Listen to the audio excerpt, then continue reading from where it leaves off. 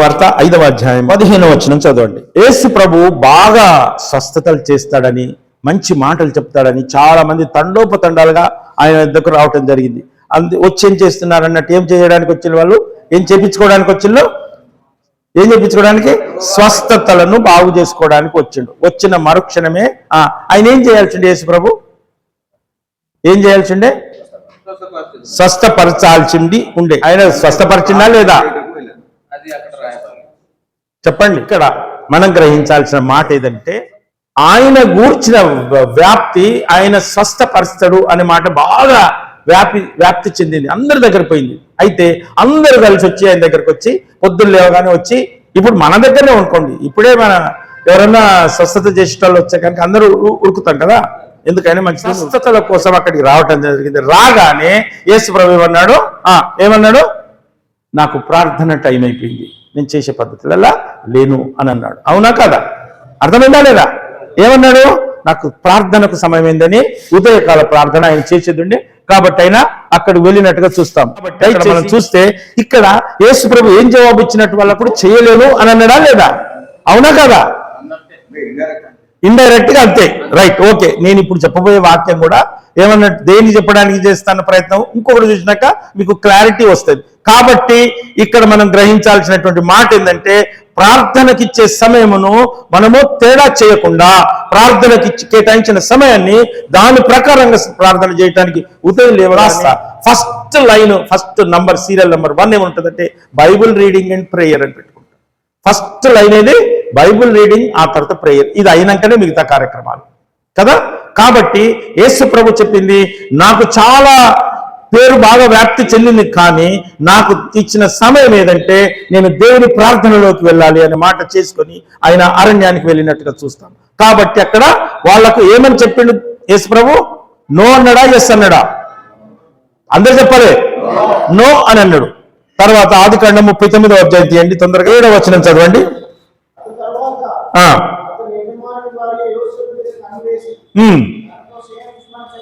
ఇటు చూడండి.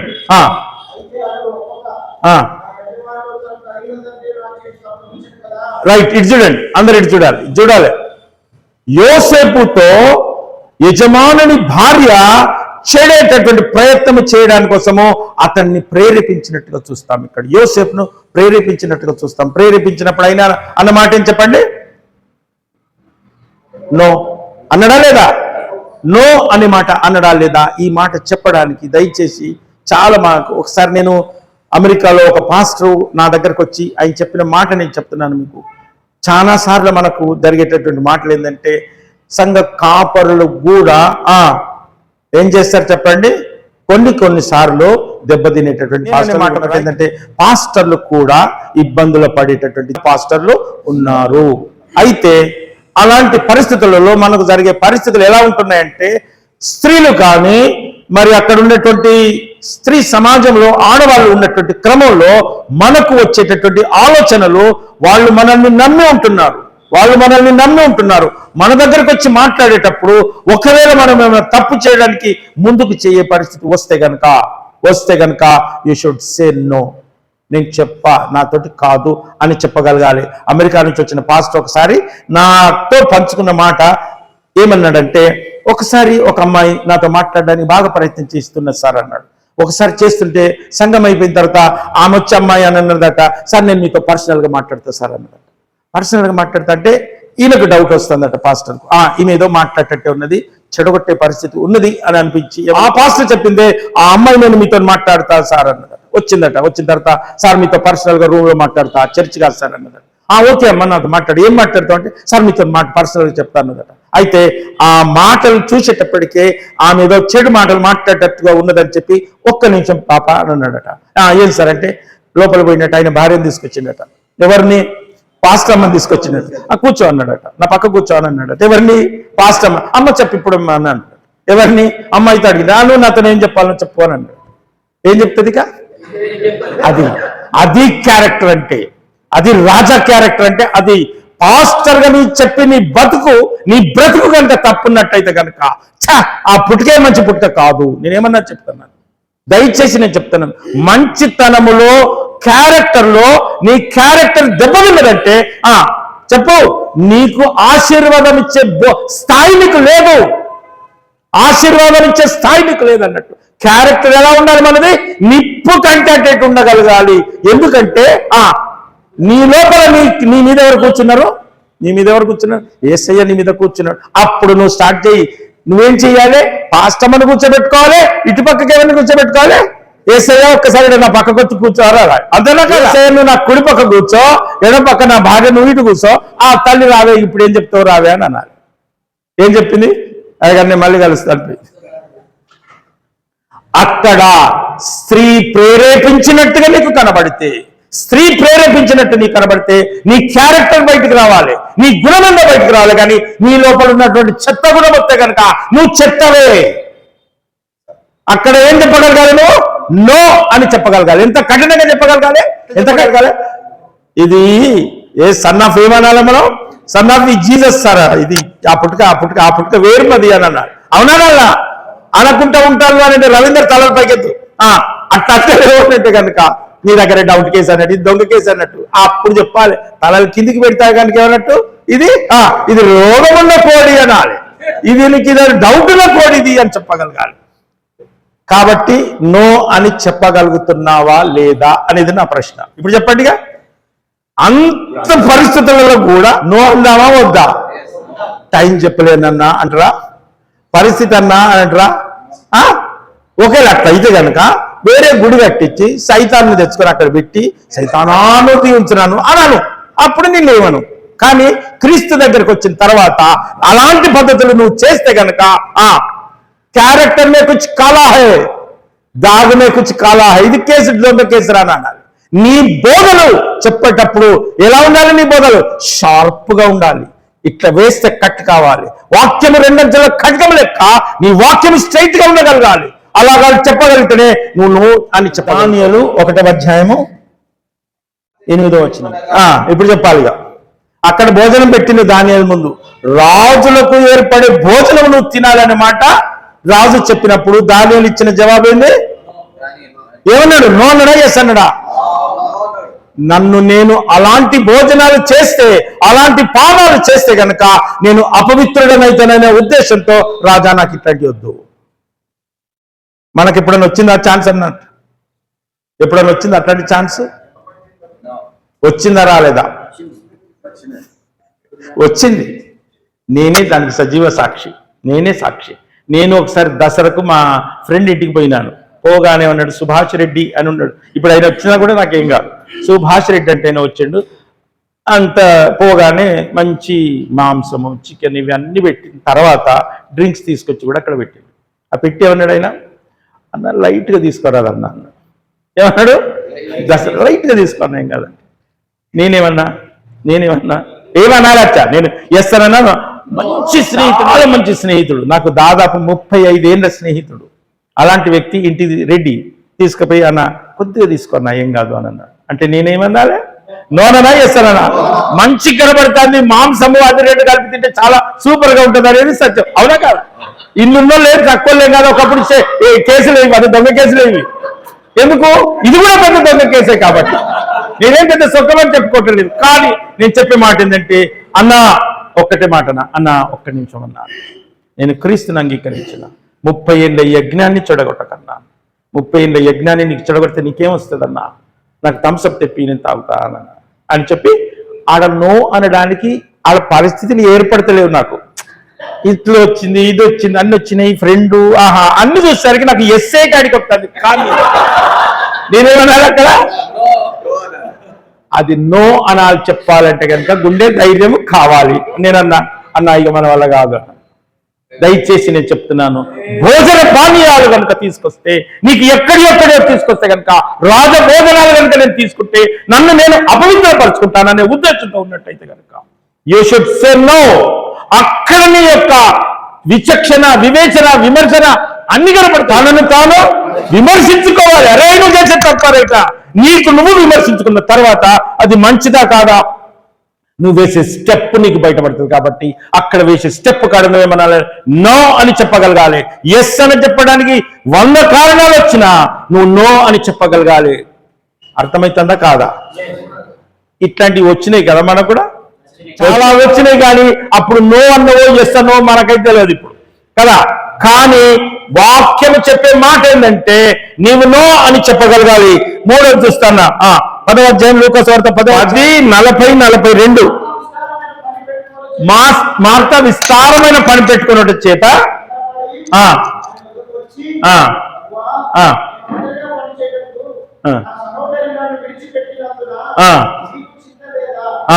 ఇప్పుడు చెప్పిగా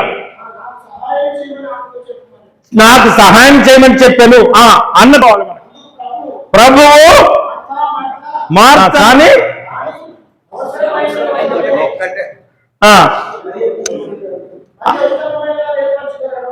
ఇప్పుడు 40 లైన్ ఇంపార్టెంట్ చదువు.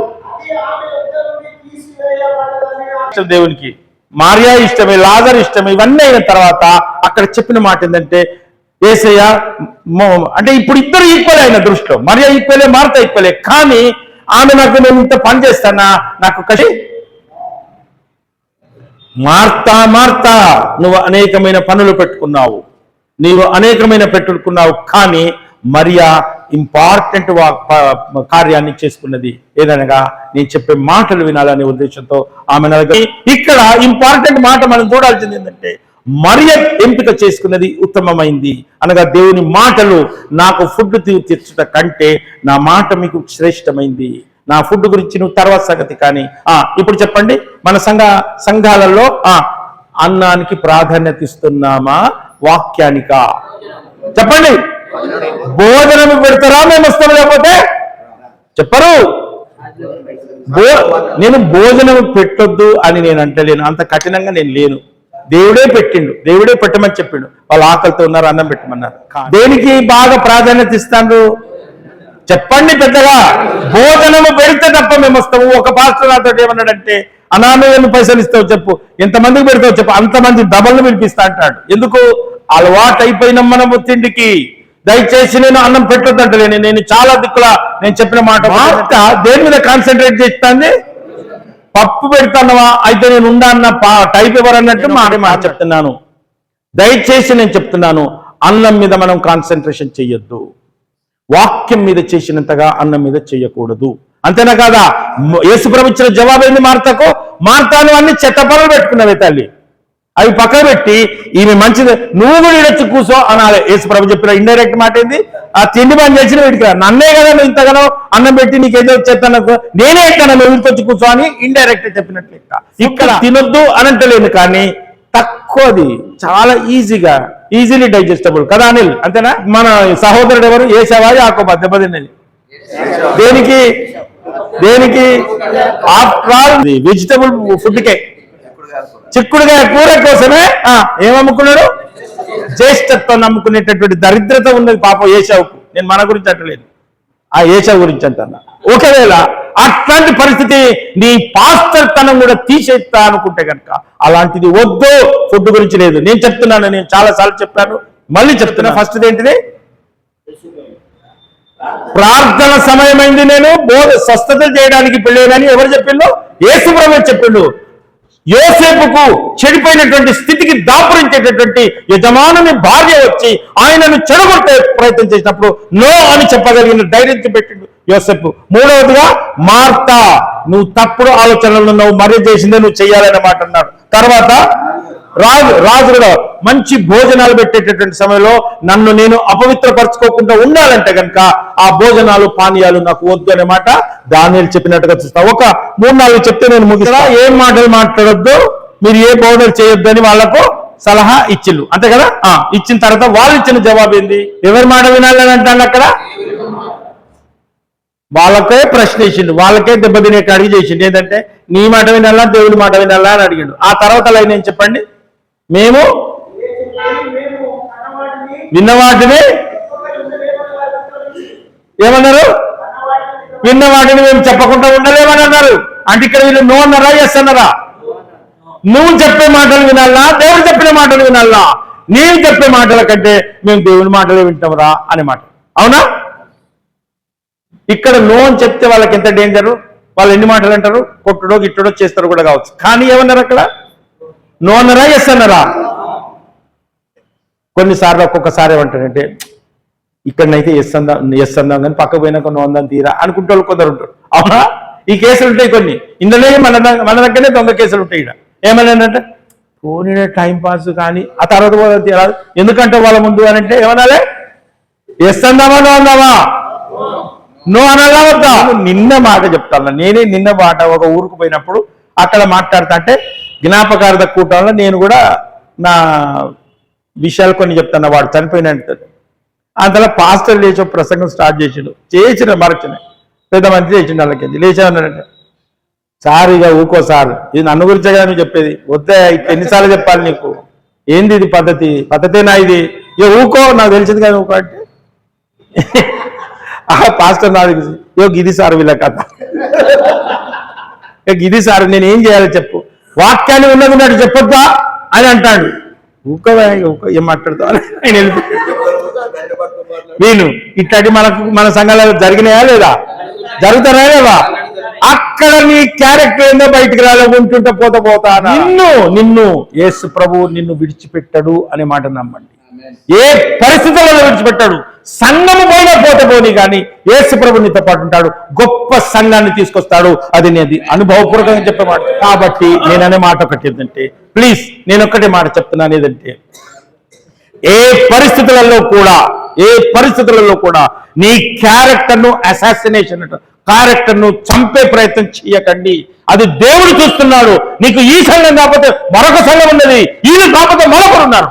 ఎక్కడ ఒక్కరు నిన్ను తాగుతాడు, ఒక్క క్యాండిడేట్ నిన్ను తాగుతాడు. అది గ్రహించుకొని వాక్యానికి నేను భిన్నంగా నేను వెళ్ళా అని డైరెక్ట్ చేసుకోండి ప్లీజ్. ఇక్కడ నో అందామా ఎస్ అందామా?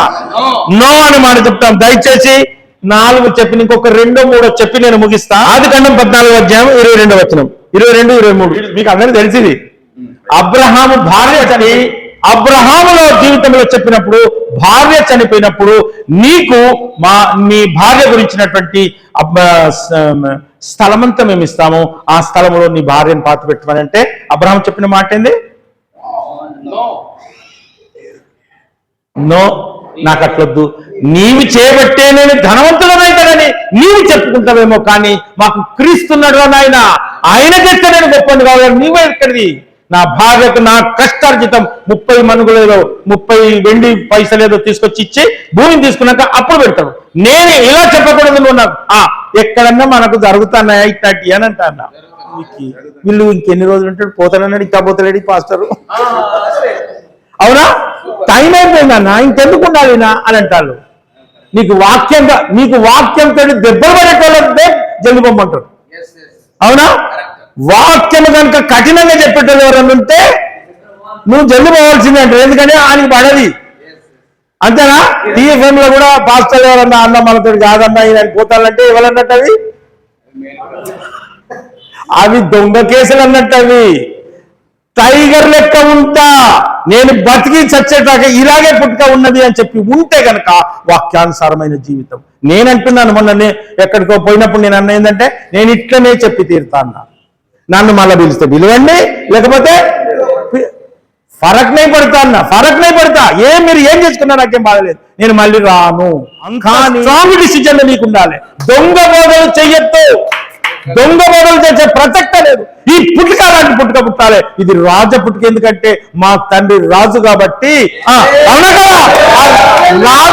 రాజుకు పుట్టినోడు బానిస అవుతాడా ఎక్కడన్నా? అయ్యే ప్రశ్న లేదు. రాజుకు పుట్టినోడు యువరాజు కావాలి. అవునా కదా? ఇక్కడ ఉన్న వాళ్ళందరూ ఎవరు? యువరాజు కావాలి. ఎప్పుడైతే క్రీస్తు పట్టుకున్నాడో ఇక బాపో తండ్రి, ఇక నుంచి మన స్టైల్ వేరైంది నాయన అనుకొని బయలుదేరిన.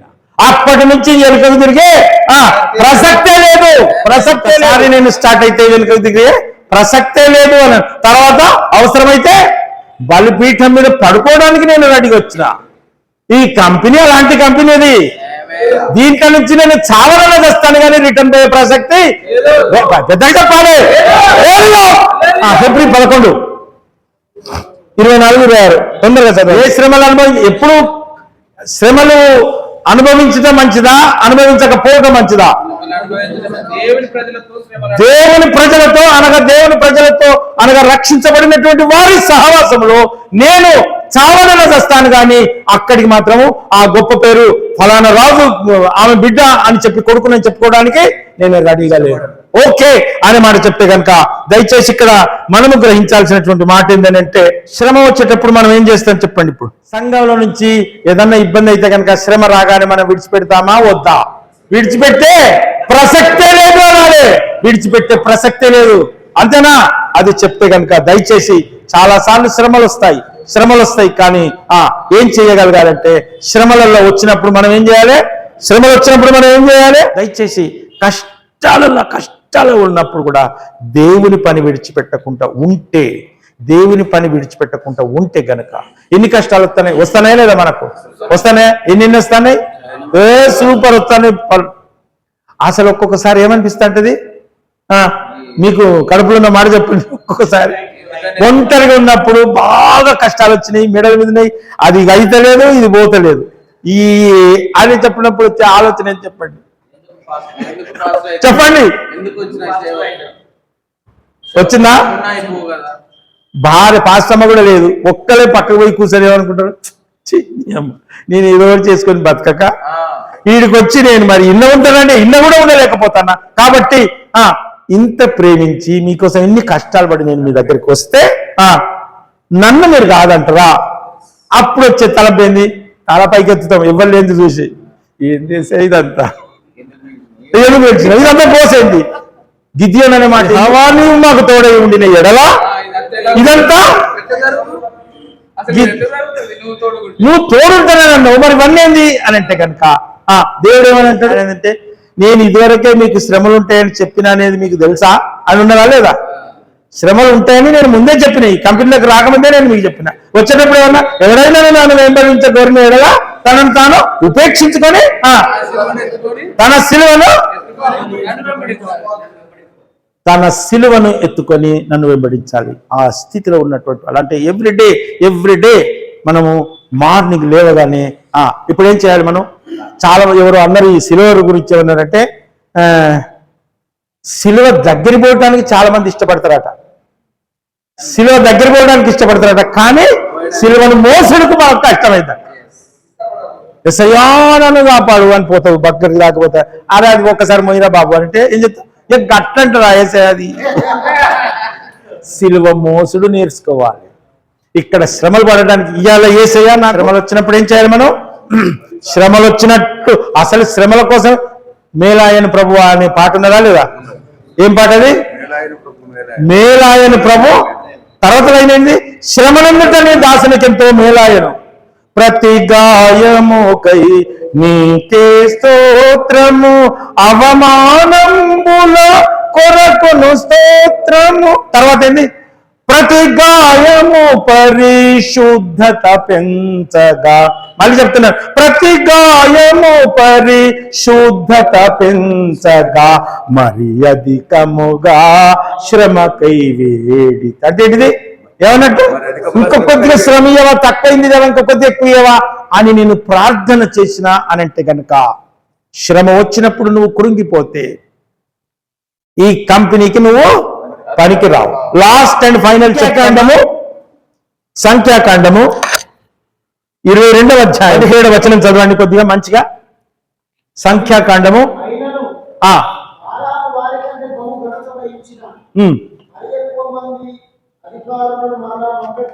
ఇది చూడండి ఏమన్నాడు? బాలాకు బిలాముతో నీకు కావలసినంత ధనం ఇస్తా, ఇశ్రాయేలీయులను పోయి శపించుము అని చెప్పి రిక్వెస్ట్ చేస్తాడు.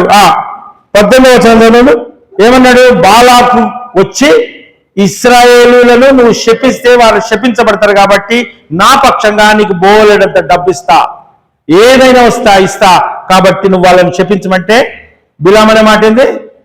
నాకు నువ్వు ఇంటెడ్, అది ఇంటెడ్ చదువుతలేవు, ఇంటెడు అంటే ఇల్లంత సమానం కలిగిన వెండి ఇచ్చినా, అంత బంగారం ఇచ్చినా కానీ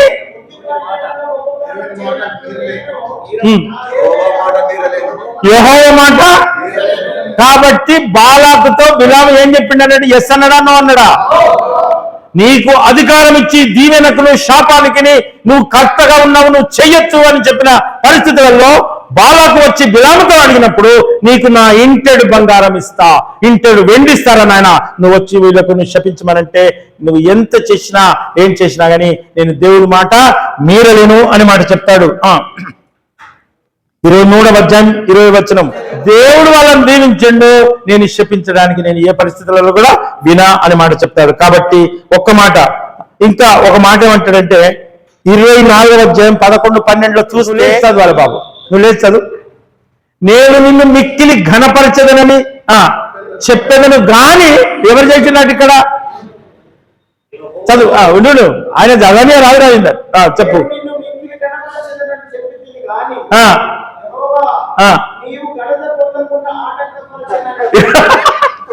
అర్థమైందా?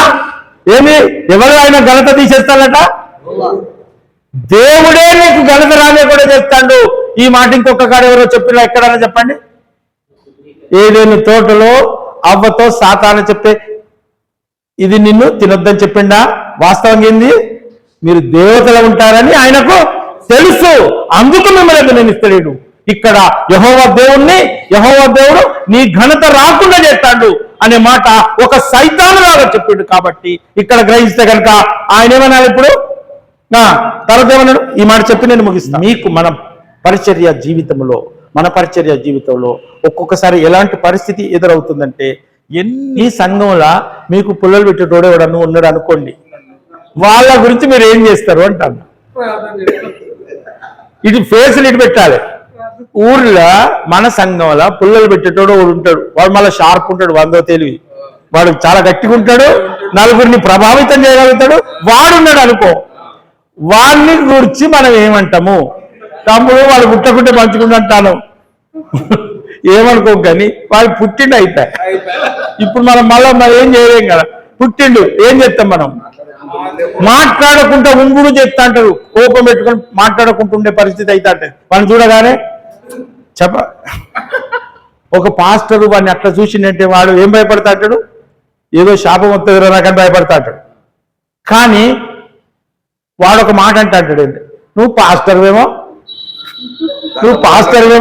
నేను మాట్లాడుకుంటుంటా, నాకు అధికారం ఉన్నది, నీకు లేదు, నువ్వు మాట్లాడి తీరాలి అని వాడి రూబాబు. అప్పుడు నువ్వేం చేస్తావు అంటన్నా, ప్రైజ్ అలాని చెప్తావు. ప్రైజ్ అలాని చెప్పి కూడా దొంగ కథలు చేసే వాళ్ళు ఉన్నారు పాస్టర్లు. ప్రైజ్ అలాని ఒక గండం అయిందా అనుకుంటారు కదా, కానీ వాస్తవంగా ప్రైజ్ అలాని చెప్పి ఊకోవాలన్నా ఇంకేమైనా చేయాలన్నా మనం వాళ్ళకి చెప్పని అంటన్నా. జరావు ఇప్పుడు చెప్పండి, ఏం చేస్తాము? వాళ్ళ గురించి ఉన్నారు కదా, ప్రార్థన చేస్తాం. ఇంకేం చేస్తాము అంటున్నా. వాడు మార్చాలి దేవా, వాడిని మార్చు దేవా అని ప్రార్థన చేస్తామా? తర్వాత మారు మనసు పొందాలని ప్రార్థన చేస్తాం. తీసుకపో అంటాడట, వీటిని లేపేయని ప్రార్థన చేస్తాం. అవునా? చేస్తారా చేయరా? చాలా సార్లు చూసి నవ్వుని చెప్తాడు, ఫుల్ నవ్వుతాడు. వాళ్ళు తీసేయాలంటారు. అందరా చేస్తాం. ప్రార్థన చేస్తావంటే ఎందుకు ఉంచుతానో దేవా వీడిని తీసేయని కాడికి వస్తుంది ప్రార్థన. అది మన ప్రార్థన. నేను ఇప్పుడు చెప్పే మాట ఒకటి మంచిగా వినండి. యేసు ప్రభు మన చర్చికి వచ్చిండు అనుకో, ఫస్ట్ ఎవరి దగ్గరికి పోతాడు అనేది? ఎవరి దగ్గరికి పోతాడు? ఎందుకు పోతాడు? ఆయన దగ్గర వస్తే, మీ సంఘానికి వస్తే పుల్లలు పెట్టేటోడు ఉన్నాడు, ఎవరన్నా ఉన్నారా అని నిన్ను అడిగిండు అనుకో, వాడున్నాడు, వాడే సార్ వాడే ఉన్నాడు, పక్కా వాడే. అసలు సంఘం నడవనియాడు, పాడనియాడు, బోధ చేద్దాడు, ఇంకో బోధ చేయంటాడు, సంఘం ఇచ్చేటట్టు వద్దంటాడు, గుడికి వచ్చేటట్టు వద్దాడు, ఇవన్నీ ఉన్నాయి. వాడే ఏసై అంటే ఏసై ఏమంటాడు? నాకు నువ్వు కావాలంటాడా వాడు కావాలంటాడా? ఏసై అక్కడికి పోతాడు. ఎందుకు? నా కంపెనీ ఆ కంపెనీ, నా కంపెనీ చెడిపోయిన కంపెనీ. ఎందుకు అని అంటే బాగు చేసేటానికి వచ్చే కంపెనీది. చెడిపోయినాడు కావాలి నాకు, మంచి వాళ్ళ నీతిమంతుల కోసం నేను రాలేదు, నశించిన దానిని తప్పిపోయిన తీసుకోవడానికి వచ్చిన ఆయన పోతాంటే కనుక నువ్వేం చేస్తావు? నువ్వు తరచుకుపోతావా అని అంటే కనుక ఇప్పుడు చెప్పండి, మనం ఎవరి దగ్గర పోదాం చెప్పాలిగా.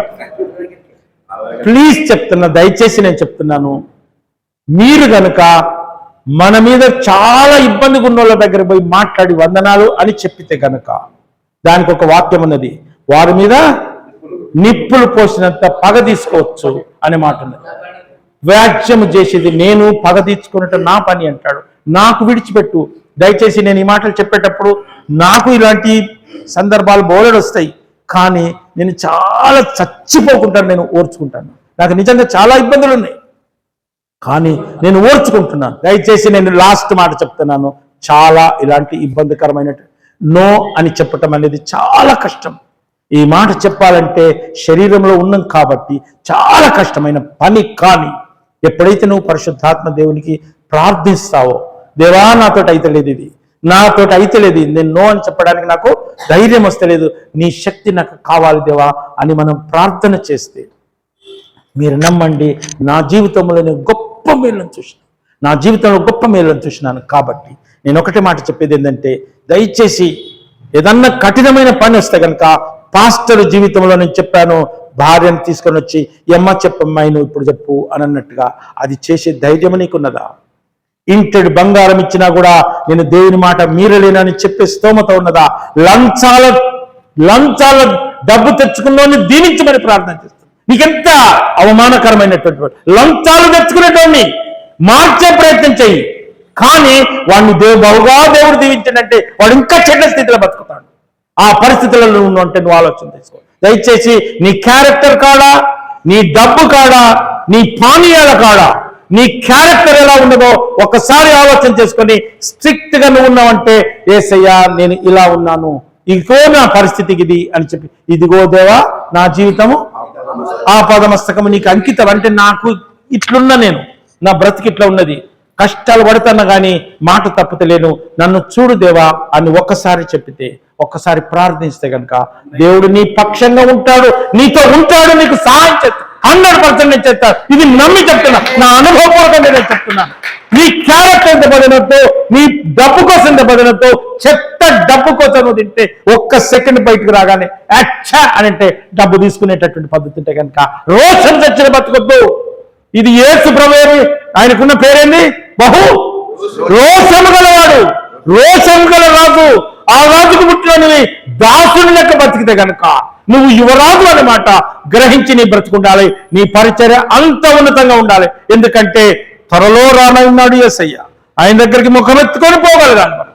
కాబట్టి దయచేసి మన జీవితాలలో దేవునికి భిన్నమైనటువంటి మాటలు, వాక్యానికి భిన్నమైనటువంటి జీవితము మనకు ఉండకూడదని ప్రతి సమయంలో మనము నో అని చెప్పగలగాలనే మాట నేను దయచేసి మీకు చెప్తున్నాను.